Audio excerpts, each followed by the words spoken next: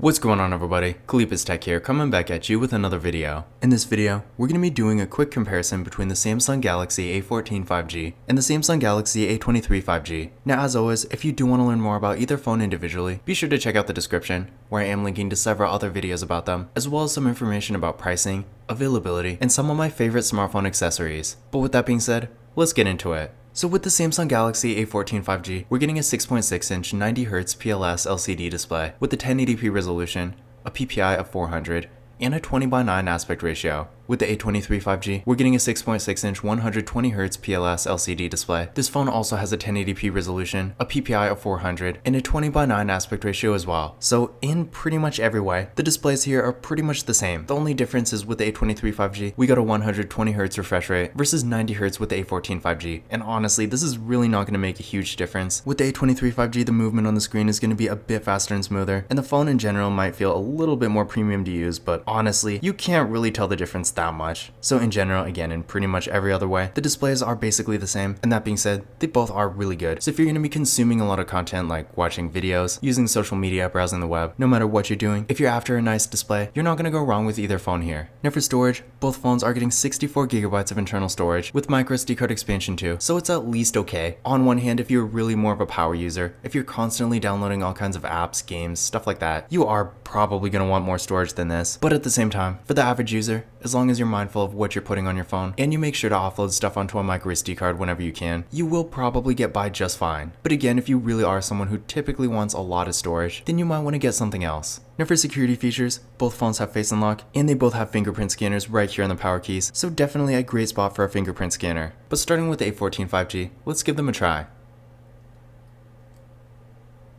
There we go, one more time. And there we go. And now for the A23 5G. There we go. One more time. And there we go. So as you can see there, they were both real fast and responsive, no issues at all. And again, remember, both phones have Face Unlock too, so if you want to use that instead, you always can. For the camera setups, with the A14 5G, we got a 13 megapixel selfie camera. Then on the back, we got a triple camera setup with a 50 megapixel main camera, a 2 megapixel macro camera, and a 2 megapixel depth sensing camera. With the A23 5G, up front, we got an 8 megapixel selfie camera. Then on the back, we got a quad camera setup with a 50 megapixel main camera, a 5 megapixel ultra wide camera, a 2 megapixel macro camera, and a 2 megapixel depth sensing camera. So in general, these phones have pretty similar camera setups, but seeing as the A23 5G does actually have an ultra wide camera, whereas again, unfortunately, the A14 5G doesn't, the A23 will have a bit of an advantage there. So if you do like to get those wider angle photos, definitely keep this in mind. But honestly, when it comes to everything else, including photo quality, you're not really going to see a significant difference between the two. Both phones do take really good photos, and for the average user, the quality you get with these cameras is going to be perfectly fine for pretty much anything, whether you're taking pictures for something like Snapchat where the quality doesn't really matter, or something like Instagram where you want things to actually be presentable. No matter what, either camera will get the job done here, so it really just comes down to whether or not you want an ultra wide camera. If you do, then definitely go with the A23 5G, but otherwise, the A14 5G will do just fine. To give you an idea of what they can do, first, here's some pictures taken with the Samsung Galaxy A14 5G. So definitely good quality here. Again, for pretty much any normal kind of situation, these photos will definitely get the job done. Now, of course, if you're really after super high quality photos, maybe you're a content creator or you just like to get super nice photos, then in that case, you might want to go with something a bit higher end like a Samsung Galaxy S21 FE, for example. But for your typical casual user, when it comes to photo quality, the A14 5G is really all you're going to need. And then here's some pictures taken with the A23 5G, and again, pretty much the same kind of quality here. Both phones do have really good cameras, and I feel like there's not really a significant difference between the two. But again, the A23 5G definitely does take great photos, so if you are looking for something that can take nice photos but you don't really need top of the line quality, either phone will definitely get the job done. Now when it comes to RAM and processor, with the A14 5G, we're getting 4GB of RAM with the MediaTek Dimensity 700 processor. With the A23 5G, we're getting 4GB of RAM here as well, with the Qualcomm Snapdragon 695 5G processor. So overall, for what they are, both phones have pretty good performance here. Neither phone is going to be anywhere near flagship level, or even upper end mid-range for that matter. So something like a Samsung Galaxy A34 or A54 5G is going to be quite a bit faster than these. And if you're going to be on your phone a lot doing more demanding activities like high performance mobile gaming and stuff like that, you are going to want to get something faster because again, while these phones do have good performance for what they are, they're fast but not that fast. In between the two, I don't really think there's a significant performance difference. The A23 5G might be a little bit faster, but honestly, in real life, the difference you're actually going to notice is pretty minimal. But if you do still want the faster phone between the two, the A23 5G will be it. But at the same time, again, the A14 5G is not that far behind, so it will be able to do pretty much the same things. It's just the A23 5G will be able to do it a bit faster. But at the end of the day, for more casual, kind of moderate use, stuff like web browsing, social media, watching all kinds of videos, and even some light mobile gaming, for that kind of use, either phone will get the job done just fine.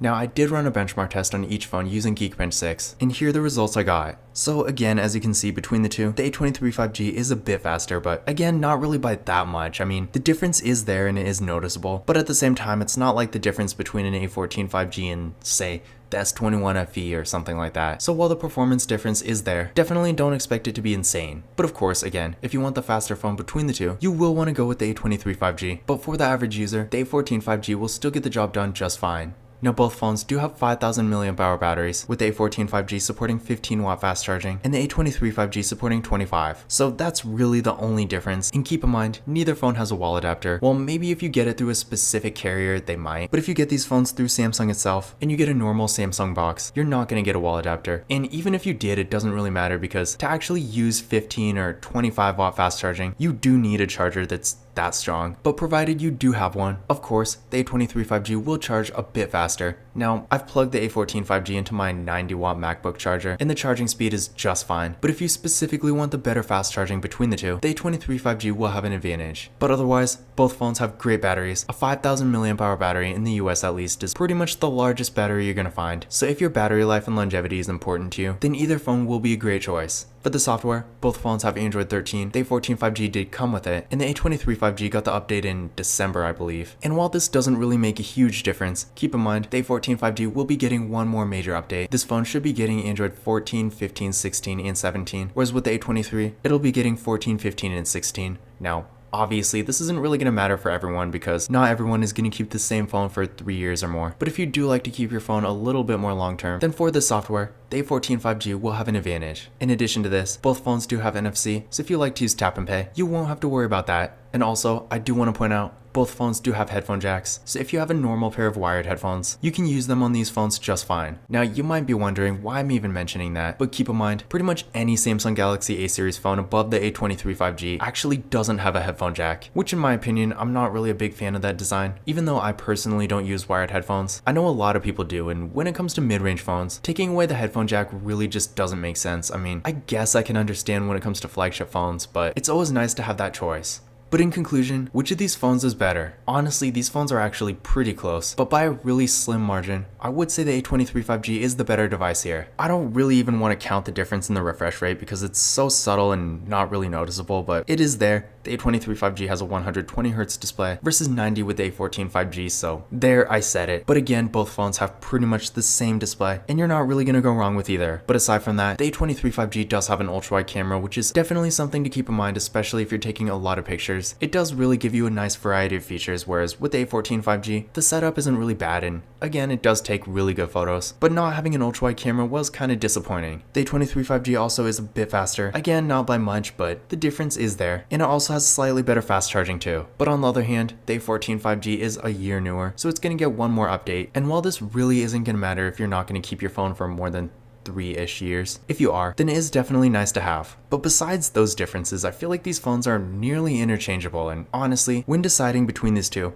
I would personally go for just whatever you can get the better deal on. I know at Cricket, for example, the A14 5G is going for free, and the A23 5G is going for like $80, and honestly, I feel like the difference between the two is not really worth $80. So in that case, I would personally go with the A14 5G. But if it was reversed, if the A14 5G was going for like $50 or $80, and the A23 5G was being offered for free, I would just get the A23 5G, because at the end of the day, although the A23 5G does have a couple subtle advantages, the experience you're going to get between these two phones is pretty much going to be the same. But that being said, if you are looking for an affordable 5G phone that has a really nice display, good performance, a camera that takes really nice pictures, a large battery, great software support, and features like NFC, then you're really not going to go wrong with either phone here. Now once again, if you do want to learn more about either phone individually, definitely check out the description where I am linking to several other videos about them, as well as some information about pricing, availability, and some of my favorite smartphone accessories. But that's it for this video. If you enjoyed it and found it useful, be sure to give it a thumbs up and hit that subscribe button. Don't forget to follow Kalibus Tech on Twitter and Instagram.